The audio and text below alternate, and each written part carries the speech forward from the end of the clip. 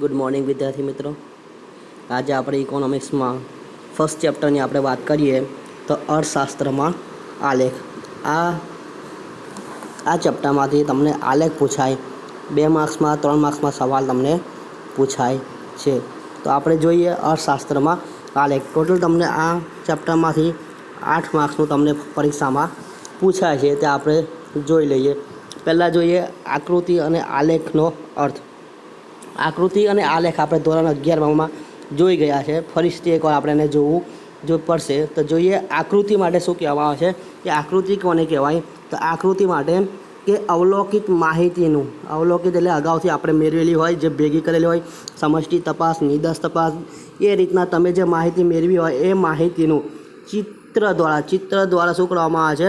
પ્રતિનિધિત્વ કરવામાં આવે છે। એટલે કે ચિત્ર દ્વારા દર્શાવવામાં આવે, ચિત્રનો ઉપયોગ કરવામાં આવે તો તેને આકૃતિ તરીકે ઓળખવામાં આવે છે। કહેવાનો મતલબ એમ કે અવલોકિત માહિતી એટલે તમે જે માહિતી મેળવી છે એ માહિતીને ચિત્ર દ્વારા પ્રતિનિધિત્વ એટલે ચિત્ર દ્વારા જો એને દર્શાવવામાં આવતું હોય તો તેને આકૃતિ તરીકે ઓળખવામાં આવે છે। હવે ઉત્પાદનની વાત કરીએ તો ઘઉંનું ઉત્પાદન હોય તો એ ઘઉં કેટલા થયા એ જોવા માટે ઘઉંનું એ ચિત્ર જો દોરવામાં આવતું હોય તો ઘઉંનું ઉત્પાદન બતાવે તેમ કહેવાય છે। અલગ અલગ વર્ષ માટે અલગ અલગ ઘઉંનું ઉત્પાદન હોય તો તે પ્રમાણે અલગ અલગ વર્ષ માટે આકૃતિ તમારે દોરવી પડતી હોય। હવે કેરીની વાત કરીએ તો વર્ષ દરમિયાન અથવા છેલ્લા 5 વર્ષમાં કેટલું કેરીનું ઉત્પાદન થયું હોય તે તમારે દર્શાવવું હોય તો તમારે અહીંયા કેરી, બરાબર, કેરીનું ચિત્ર તમારે આ રીતના પાડીને તમારે એ દર્શાવવું પડે કે જેટલું ઉત્પાદન થયું હોય એ પ્રમાણે, બરાબર, જેટલું ઉત્પાદન થયું હોય એ પ્રમાણે તમારે કેરીનું ચિત્ર તમારે દોરવું પડે। એ રીતના તમે જો દર્શાવતા હોય તે થયું તમારા માટે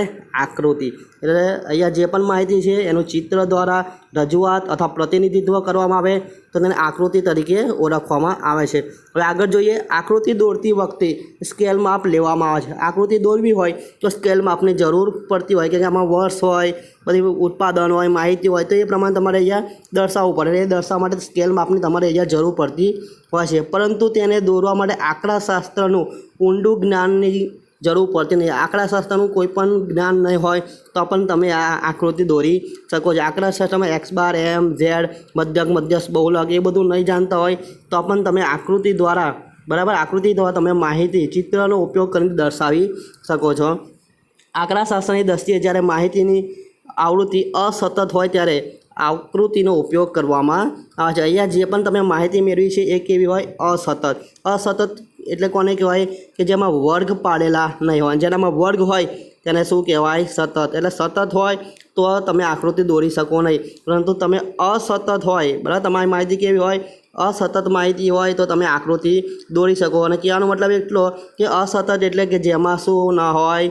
વર્ગ પાડેલા નહીં હોય, વર્ગ પ્રમાણે માહિતી દર્શાવી ન હોય તો તેને અસતત માહિતી કહેવાય। અને એ દર્શાવવા માટે તમે આકૃતિનો ઉપયોગ તમે અહીંયા કરી શકો છો। બીજા શબ્દોમાં કહીએ તો આકૃતિ સ્વયં માહિતી માટે દોરવામાં આવે છે। સ્વયં એટલે જાતે, સ્પષ્ટ માહિતી, પોતે જે માહિતી મેળવી છે એ સ્વયં એટલે કે જાતે મેળવી છે, અને માહિતી કેવી છે? સ્પષ્ટ એટલે કે ચોક્કસ માહિતી છે, અને આ ચોક્કસ માહિતી તમારે દર્શાવી હોય તો તમારે આકૃતિ દ્વારા તમે દર્શાવી શકો। ફરી એકવાર જોઈએ તો બીજા શબ્દોમાં કહીએ તો આકૃતિ, જે આકૃતિ તમે દોરો છો એ સ્વયં એટલે કે જાતે સ્પષ્ટ માહિતી છે। એ સ્પષ્ટ માહિતી, ચોક્કસ માહિતી તમે જાતે મેળવી છે, સ્વયં એટલે કે જાતે મેળવી છે, અને માહિતી પણ કેવી છે? સ્પષ્ટ માહિતી છે, ચોક્કસ માહિતી છે, ખોટી માહિતી છે નહીં। એટલે સ્વયં સ્પષ્ટ માહિતી હોય, જાતે મેળવેલી ચોક્કસ માહિતી હોય તો તેના માટે તમારે આકૃતિ દોરવી પડે। આકૃતિ દ્વારા તમે એને દર્શાવી શકો। તેને દોરવા કે સમજવા માટે સામાન્ય જનને સમજવા માટે આંકડાશાસ્ત્રનું જ્ઞાન જરૂરી હોતું નથી। હવે તેને દોરવા માટે અથવા સમજવા માટે આકૃતિ દોરી હોય અથવા સમજવી હોય તો તેના માટે સામાન્ય જન એટલે સામાન્ય જનતાને જો સમજવું હોય તો એને આંકડાશાસ્ત્રનું જ્ઞાન ન હોય તો પણ એ જાતે સમજી શકે છે। એવું હોતું નથી કે આંકડાશાસ્ત્રનું જ્ઞાન હોય તો જ અહીંયા આકૃતિ સમજ પડે। એટલે સામાન્ય જન એટલે સામાન્ય જનતાને સમજવું હોય તો આંકડાશાસ્ત્રના જ્ઞાનની જરૂર પડતી નથી। એક્સ બાર, એમ, ઝેડ આ બધું નહીં જાણતા હોય તો પણ અહીંયા સામાન્ય જનતા જે અભણ હોય, જે ભણેલા ન હોય તે પણ અહીંયા સામાન્ય જન પણ અહીંયા એ માહિતી સમજી શકતી હોય છે। આગળ જોઈએ તો આકૃતિનો ઉપયોગ વિજ્ઞાપન કંપનીઓને આકર્ષણ ઊભું કરવા, વિજ્ઞાપન કંપની એટલે જે વિજ્ઞાપન આપતી હોય એ કંપનીને આકર્ષણ ઊભું કરવા માટે આપવામાં આવતી હોય છે. રાજ્ય માહિતી આપવા માગતી હોય, રાજ્ય કોઈ માહિતી આપવા માગતી હોય અથવા સામાજિક સંસ્થાઓ જાગૃતિ ફેલાવવા માગતી હોય તો તેના માટે આકૃતિનો ઉપયોગ કરતી હોય. જે પ્રમાણેની માહિતી હોય એ પ્રમાણેની અહીંયા એનો ઉપયોગ થતો હોય અને એના ઉપયોગ અલગ અલગ રીતે થાય. એનો ઉપયોગ માટે વિજ્ઞાપન કંપનીઓ એનું આકર્ષણ ઊભું કરવા કરતી હોય. વિજ્ઞાપન કંપનીઓ શું કરતી હોય, ગયા વર્ષનું અથવા બીજા 5 વર્ષનું કેટલું ઉત્પાદન થયું હોય, કેટલો નફો થયો હોય એ બતાવવા માટે આકૃતિનો ઉપયોગ કરી શકે. રાજ્ય કોઈ શિક્ષણની માહિતી આપવા માગતા હોય તો એમાં આકૃતિનો ઉપયોગ થઈ શકે.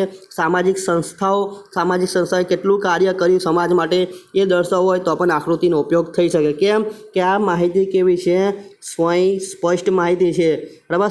સ્પષ્ટ માહિતી છે એટલે અહીંયા તમે જાતે એને આકૃતિ દ્વારા તેને દર્શાવી શકો. પ્લસ એમાં આંકડાશાસ્ત્રના ઊંડા જ્ઞાનની જરૂર પડતી નથી. એટલે આકૃતિ દોરતી વખતે સ્કેલ માપ જરૂરી છે, પરંતુ આંકડાશાસ્ત્રનું ઊંડું જ્ઞાન ન હોય તો પણ એ ચાલી શકે છે અને સામાન્ય જનતા પણ એને ઝડપથી સમજી શકે છે. હવે આપણે અહીંયા વાત કરીએ આગળ આલેખ.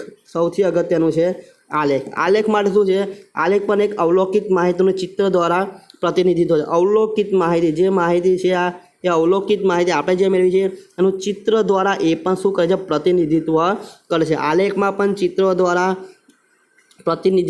માહિતીનું પ્રતિનિધિત્વ થાય છે, પરંતુ આલેખ માટે વપરાતી માહિતી સ્પષ્ટ હોતી નથી. કેટલીક વાર આલેખ માટે માહિતી જે મેળવી હોય એ જાતે સ્પષ્ટ હોતી નથી. કદાચ ધારણા પણ હોઈ શકે અથવા ભૂતકાળની માહિતી કદાચ ખોટી હોય તો પણ આલેખ અહીંયા બરાબર આવી શકતો નથી. એટલે અહીંયા જે આલેખ માટે જે માહિતી વાપરીએ એ એટલે જાતે સ્પષ્ટ હોતી નથી. જ્યારે માહિતીને સતત આવૃત્તિમાં દર્શાવવી હોય ત્યારે આલેખ દોરવામાં આવે છે. જ્યારે માહિતી કેવી હોય, સતત આવૃત્તિ આપણને ખબર છે કે જેમાં શું આપેલા હોય છે, વર્ગ આપેલા હોય, એ વર્ગ પ્રમાણે જો માહિતી દર્શાવવામાં આવી હોય તો તે માહિતીને અહીંયા આલેખ દ્વારા તમે દર્શાવી શકો છો. સતત આવૃત્તિમાં આપેલી માહિતી સ્પષ્ટ કરવા માટે આંકડાશાસ્ત્રના સાધનનો ઉપયોગ કરવામાં આવે છે. અહીંયા જે સતત આવૃત્તિમાં જે માહિતી આપી હોય, જે વર્ગ પ્રમાણે માહિતી આપી હોય એ માહિતી આંકડાશાસ્ત્રનો એક સાધન તરીકે અહીંયા એનો ઉપયોગ કરવામાં આવતો હોય છે.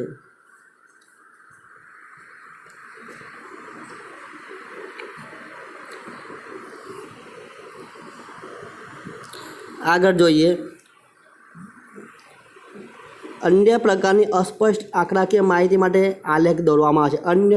અન્ય પ્રકારની કોઈ પણ માહિતી હોય કેવી હોય, અસ્પષ્ટ, ચોક્કસ ન હોય તેવી માહિતી માટે પણ શું દોરવામાં આવે છે, આલેખ દોરવામાં આવે છે. આલેખ દોરવા માટે અને સમજવા માટે આંકડાશાસ્ત્રનું જ્ઞાન જરૂરી છે. સામાન્ય વ્યક્તિ એને સમજી શકે નહીં, સામાન્ય વ્યક્તિને ઝડપથી સમજાય નહીં. કે અહીંયા આંકડાશાસ્ત્રનું જ્ઞાન જરૂર છે. આંકડાશાસ્ત્ર જે છે એ અહીંયા સૌથી ઉપયોગી છે. આગળ જોઈએ તો એક્સ અને વાય ધરી દ્વારા દોરાયેલા ચતુર્થાંશોમાંના એક કે એકથી વધુ ચતુર્થાંશ પર આલેખ ફેલાઈ શકે છે અને ચોક્કસ સ્કેલ માપીને આલેખ દોરવો શક્ય નથી. અહીંયા જે વાત કરી છે એક્સ અને વાય ધરી પર દોરાયેલા જે પણ આલેખ છે એટલે ચતુર્થાંશ આપણે આ જોઈ ગયા છે 11મા ધોરણમાં. એમાં એકથી વધુ ચતુર્થાંશ પર આલેખ ફેલાઈ શકે છે. એટલે 1/4 ભાગ કરતાં વધારે પર આ આલેખ શું થાય છે, ફેલાઈ શકે છે, એટલો વિસ્તરી શકે છે. જે માહિતી હોય એને 1/4 ભાગ કરતાં પણ વધારે જગ્યા અથવા વધારે મોટી માહિતી હોય તો 1/4 ભાગ પર આલેખ શું થાય છે, ફેલાઈ શકે છે, આલેખ મોટો થઈ શકે છે. અને તેના માટે અહીંયા ચોક્કસ સ્કેલ માપ વિના આલેખ દોરવો અશક્ય છે. ચોક્કસ સ્કેલ માપ હોય તો જ તમે અહીંયા આલેખ દોરી શકો. કારણ કે અહીંયા એક્સ અને વાય ધરી લેવામાં આવે છે અને 1/4 કરતાં વધારે ભાગ અહીંયા શું થાય છે, આલેખમાં ફેલાય છે. અને 1/4 કરતાં વધારે ભાગ જો આલેખમાં ફેલાતો હોય તો તમારે ચોક્કસ સ્કેલ માપ વિના આ આલેખ દોરી શકાય નહીં. એટલે આલેખ દોરવા માટે અહીંયા તમારે 1/4 ભાગ કરતાં આલેખ વધારે ફેલાતો હોવાને કારણે એક્સ અને વાય ધરીનો ઉપયોગ કરવાનો હોવાને કારણે સ્કેલ માપ વિના આલેખ દોરી શકાય નહીં. સામાન્ય રીતે આલેખ ગ્રાફ પેપર પર દોરવામાં છે. આપણે ગ્રાફ પેપર જોયા હશે, બરાબર, 5 લાઇનના 10 લાઇનના હોતા હોય તો એ ગ્રાફ પેપર પર તમે શું કરશો, આલેખ ઝડપથી દોરી શકો. એમાં એક્સ અને વાય ધરી અને ચોક્કસ સ્કેલ માપ દ્વારા તમે આ રીતના સ્તંભ આકૃતિ હોય આ પ્રમાણે તમે અહીંયા દોરી શકો છો. આ પ્રમાણે તમારી અહીંયા માહિતી તમે અહીંયા દર્શાવી શકો છો. આ તમારા માટે અહીંયા એક્સ હોય, અહીંયા તમારા માટે વાય હોય, અહીંયા તમારા શૂન્યથી શરૂઆત થતી હોય આ જગ્યા પર તમારી માહિતી અહીંયા દર્શાવી હોય આ પ્રમાણેના સ્તંભ આલેખ પણ તમે અહીંયા દોરી શકો, એ પણ શાના પર? ગ્રાફ પેપર પર તમે આમાં દોરી શકો છો. તો અહીંયા ગ્રાફ પેપર વગર આલેખ તમે દોરી શકો નહીં. આલેખનો ઉપયોગ સંશોધનકારો દ્વારા તથા ઉચ્ચ શિક્ષણમાં વધુ કરવામાં આવે છે. સંશોધનકારો ગયા વર્ષે કેટલું સંશોધન થયું, બરાબર, એનો જો માહિતી મેળવી હોય તો આ ગ્રાફ પેપર પર જે આલેખ દોર્યો હોય એના પરથી માહિતી મેળવી પડે છે. ભાઈ ઉચ્ચ શિક્ષણમાં વધુ ઉપયોગ કરવામાં આવે છે. ઉચ્ચ શિક્ષણમાં કેવી રીતના ઉપયોગ કરવામાં આવે છે? તો અહીંયા અલગ અલગ સ્તંભ પાડેલા હોય, અલગ અલગ વર્ષની માહિતી હોય, તો એના પરથી ખબર પડે છે કે શિક્ષણમાં કે ઉચ્ચ શિક્ષણમાં કેટલો વધારો થયો અથવા વિદ્યાર્થીઓની સંખ્યામાં કેટલો અહીંયા વધારો થતો જાય છે. એ જાણવા માટે અહીંયા ગ્રાફ પર આલેખ દોરવામાં આવે છે. એટલે આલેખનો સૌથી વધારે ઉપયોગ સંશોધનકારો અને શૈક્ષણિક સંસ્થાઓ દ્વારા કરતા હોય છે. સામાન્ય પ્રજાને માહિતી આપવા માટે આલેખનો ઉપયોગ થતો નહીં. સામાન્ય પ્રજા આમાં ઝડપથી સમજી શકતી નથી કે એમાં આંકડાશાસ્ત્રનું જ્ઞાન જરૂર છે અને એક્સ અને વાય અને સ્કેલમાપ વગર અહીંયા દોરી શકાતું નથી. અહીંયા જો સતત આવૃત્તિ વિતરણ આપેલું છે. સતત આવૃત્તિ વિતરણમાં જે માહિતી આપી છે એ પ્રમાણે આપણે આગળ જોઈએ.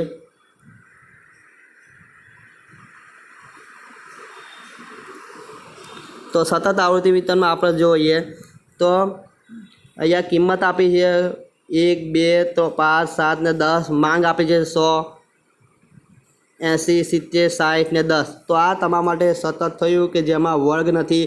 તો આ પ્રમાણેની જો માહિતી હોય તો તમે આકૃતિ દ્વારા તમે આને દર્શાવી શકો છો. આકૃતિનો તમે આમાં ઉપયોગ કરી શકો છો. એ સિવાય આપણે આલેખ માટે વાત કરીએ તો એમાં સતત આવૃત્તિ વિતરણની આપણને અહીંયા જરૂર પડે. સતત આવૃત્તિ વિતરણમાં તમે જુઓ વર્ગ આપે છે. હમણાં જ આપણે વાત કરી કે જેમાં વર્ગ આપેલા હોય, બરાબર, તો એ વર્ગ હોય તો એને સતત આવૃત્તિ વિતરણ કહેવાય. અને સતત આવૃત્તિ વિતરણમાં વર્ગ હોય અને વર્ગ પ્રમાણે અહીંયા તમારે શું કરવું પડે છે? આલેખ, બરાબર, અહીંયા તમારે આલેખ દોરવો પડે છે. અહીંયા આલેખ દોરવા માટે તમારે અહીંયા સતત આવૃત્તિ વિતરણ એટલે કે વર્ગ તમારે જરૂરી છે.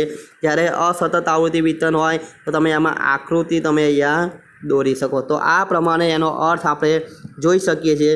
પરીક્ષામાં તમારે આ અર્થ પૂછાય તો એક વાક્યમાં તમને પૂછાય છે.